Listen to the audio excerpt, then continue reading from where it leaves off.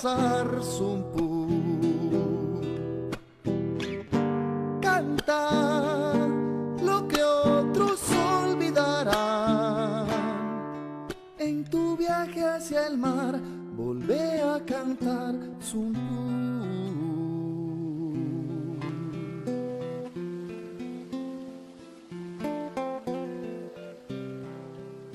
Hola, buenas tardes. Me llamo Evelia, soy arquitecta y participo en el diseño del Parque Memorial de la Masacre del Sumpul, a la iniciativa de la Asociación de Sobrevivientes de la Masacre del Sumpul y otras masacres de Chalatenango. Buenas tardes, me llamo Harold, soy belga, soy el esposo de Evelia y también soy arquitecto. Participo en el diseño de la construcción del memorial a través de la Universidad KU Leuven de Lovaina en Bélgica y la Oficina de Agua Arquitectos, en colaboración con la profesora Amanda Grip de la Universidad de Western en Canadá. Estamos muy orgullosos de participar en este proyecto tan importante para la historia del país. En la masacre ocurrida en 1980 murieron entre 600 y 1000 personas, algunos dicen que aún más.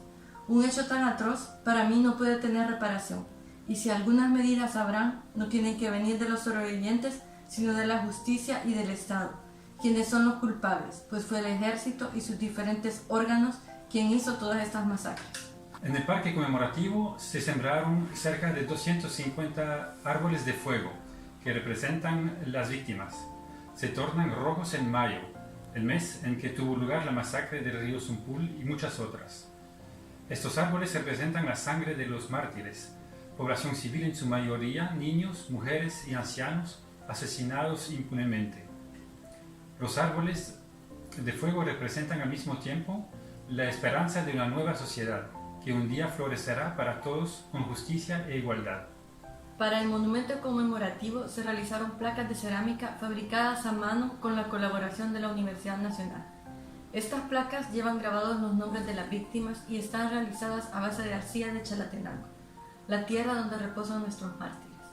El lecho de losa está hecho con las piedras del río, donde también murieron muchas personas. Por supuesto, una estatua de San Romero no podía faltar. Está realizada por la Escuela de Artes de la Universidad Nacional. El pastor de nuestro pueblo, arzobispo y mártir, que predijo: resucitaré en mi pueblo, tiene doble simbolismo. Primero, se encuentra entre los árboles de fuego, lo que lo vincula con las víctimas representadas por los árboles. Segundo, la estatua es de colores, sin zócalo y de tamaño real. Es como si Monseñor Romero estuviera ahí, participando al lado nuestro en las conmemoraciones. Esperamos que los niños jueguen a la par de él, que los adultos se sienten a platicar, que los jóvenes van a tomarse un selfie con él. Entre los árboles de fuego se encuentra una plaza abierta para acoger el monumento que los sobrevivientes construyeron desde hace más de 30 años, fruto de la organización comunitaria. La plaza alberga esta vida en comunidad, la conmemoración y la reflexión. En esa plaza se sembró también una ceiba. Ese árbol solía sembrarse en el centro de los pueblos como punto de encuentro de la vida pública. Es un símbolo de solidaridad. También se encuentra un maquilisuat, el árbol nacional de El Salvador.